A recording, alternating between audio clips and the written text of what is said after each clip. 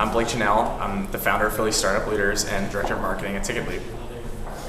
And so what kind of things do you hope that people take away from Founder Factory today? I think the big message is that is to see how far Philadelphia's come in the last 2 years from a place where 2 years ago, when I started my first company, Anthills, and when I started Philly Startup Leaders, I didn't know a single other person doing a startup in Philadelphia.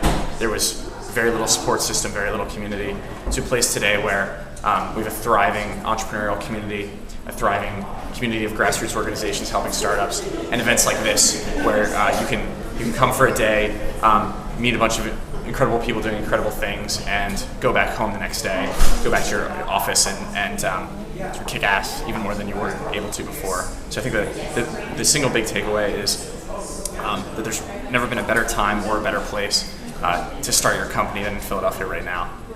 What's special about Founder Factory versus any other kind of event that someone could attend in Philadelphia that has to do with starting a business here?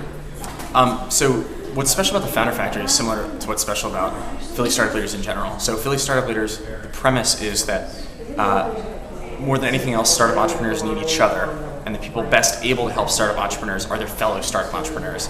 So the Founder Factory is an event created entirely by startup entrepreneurs and for startup entrepreneurs. Our speakers, our fishbowl panelists are all people who've been there, done that, have sat in our seats, and and are living to tell the story about it. So rather than have service providers preaching to startups, or investors preaching to startups, or professors or government officials preaching to startups, we have startup entrepreneurs preaching to startup entrepreneurs. And so almost by definition, that creates an entirely different experience than you're likely to find anywhere else.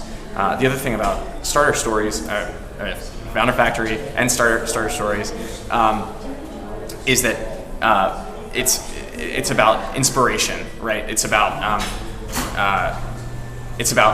coming out of today with a whole set of tools, and more importantly, the energy and the excitement to go home and do new things. I mean, even for me, knowing what this content was going to be like before I got here, I already have several new ideas that I'm going to take back tomorrow at Ticketleap and put into action. And I've been running around organizing the event. I can't even pay attention to the content like I'd like to. And so it's just inevitable when you're around these kind of people, this kind of energy, that you're going to start to see things in a different way, and you're going to feel inspired to go put them into practice. On that same kind of note, you've had a year to digest last year's Founder Factory, and you've probably talked to a lot of people who went to last year's Founder Factory. Can you think of any particular success stories that you know people that happened as a result of last year's Founder Factory? Something people who have taken an idea and run with it as a result of having come to last year's Founder Factory? It's a great question. I mean, so one of the companies on our fishbowl last year, Dropcard, run by Tal Raviv, I know that they've made incredible progress in the last year, and that some of the ideas that they got out of the fishbowl, they've put into practice, and it's helped shape the path that they've chosen. I know some of our startups have gotten, and by the way, Founder Factory is not intended to be a way for startups to generate business, but groups like LTL Prints, Large Life Prints, have gotten business out of it. There have been connections made that have turned into all sorts of opportunities for people. It's one of those things where it's almost hard to track, like, these two people met, what happened after it, but there's such a cross-pollination here among startup entrepreneurs, and it's in an environment where everyone is totally receptive to new ideas. And so I'm anxious to see what comes out of this one, and I'm confident that things came out of the last one in terms of opportunities and connections that we'll never know about, but that were really, really important and valuable. One last question. Sure. Given the fact that the economy isn't in the best of shape as it's been in a long time, why do you think it might be even more critically important that people who are just starting out in their own business be here, and why this is timely? Mm-hmm.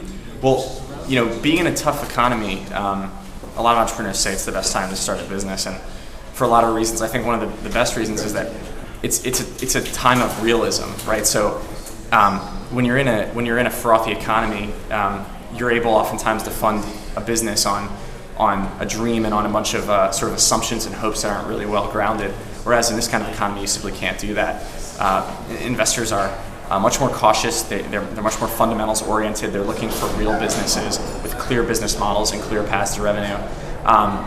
And so I think being here, you get a big dose of that. And what you have is a tough economy also shakes out a lot of the hobbyists and the dreamers, and what you're left with are the true red-blooded entrepreneurs who would be starting a business in any economy, in any city, in any circumstance, because they simply, that's what they love to do and they can't help it. And so for those people to be around a community of their peers, to be able to talk with people who are coping and succeeding in this economy is really valuable. And it's also inspiring because you recognize that even though the economy outside looks bleak, and that all the news you hear about it is bleak, that tons of us are succeeding right in the teeth of it. And particularly, I forget that we're in a recession sometimes because of how incredibly fast we're growing. Sometimes we ask ourselves, like, how fast would we be growing if we weren't in a recession? I don't know.